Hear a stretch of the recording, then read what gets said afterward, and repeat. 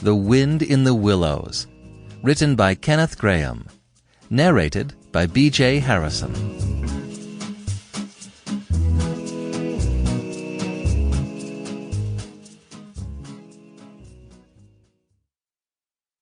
Chapter 1.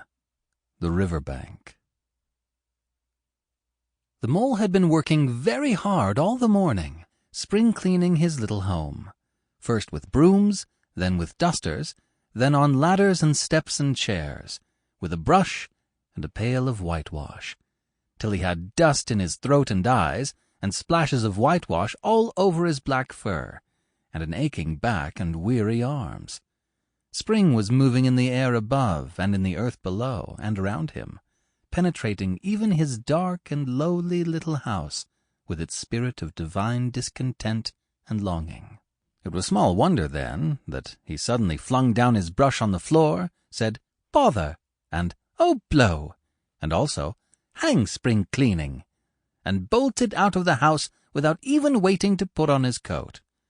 Something up above was calling him imperiously, and he made for a steep little tunnel, which answered in his case to the gavelled carriage drive owned by animals whose residences are nearer to the sun and air.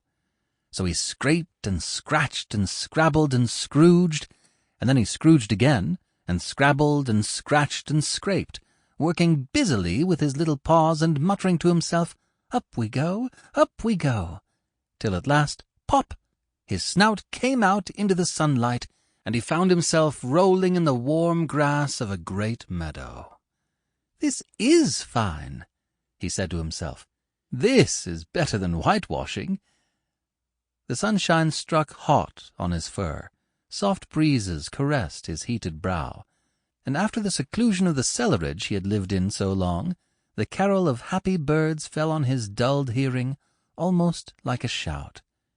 Jumping off all his 4 legs at once, in the joy of living and the delight of spring without its cleaning, he pursued his way across the meadow till he reached the hedge on the further side. "Hold up," said an elderly rabbit at the gap. "6pence for the privilege of passing by the private road." He was bowled over in an instant by the impatient and contemptuous mole, who trotted along the side of the hedge, chaffing the other rabbits as they peeped hurriedly from their holes to see what the row was about. "Onion sauce, he remarked jeeringly, and was gone before they could think of a thoroughly satisfactory reply. Then they all started grumbling at each other. "How stupid you are! Why didn't you tell him?" "Well, why didn't you say?" "You might have reminded him." And so on in the usual way. But of course it was then much too late, as is always the case. It all seemed too good to be true. Hither and thither through the meadows he rambled busily, among the hedgerows, across the copses, finding everywhere birds building, flowers budding, leaves thrusting, everything happy and progressive and occupied.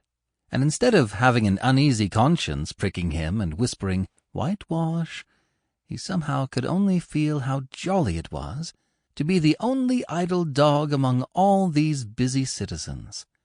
After all, the best part of a holiday is perhaps not so much to be resting yourself as to see all the other fellows busy working.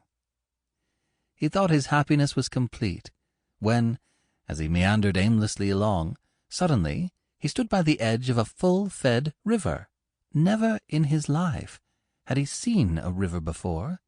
This sleek, sinuous, full-bodied animal, chasing and chuckling, gripping things with a gurgle and leaving them with a laugh, to fling itself on fresh playmates that shook themselves free, and were caught and held again.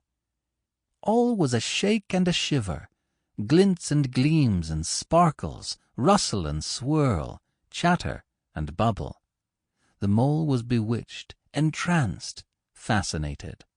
By the side of the river he trotted, as one trots when very small by the side of a man who holds one spellbound by exciting stories.